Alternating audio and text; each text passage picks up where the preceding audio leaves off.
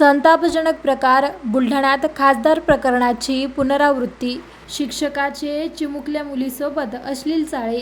संपूर्ण राज्यभरात खरात प्रकरण चर्चेत असताना त्यासारखंच एक अत्यंत संतापजनक प्रकरण समोर आलं आहे.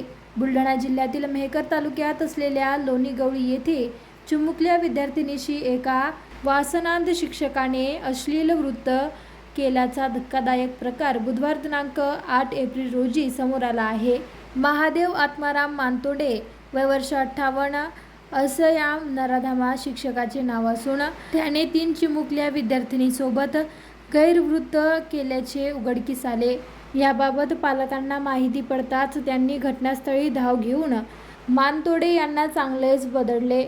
डोणगाव पोलिसांनी त्याला पोलीस ठाण्यात नेले असल्याची माहिती असून संपूर्ण जिल्ह्याभरातून संताप व्यक्त होत आहे. आरोपीवर कठोरात कठोर कारवाई करण्याची मागणी केली जात आहे.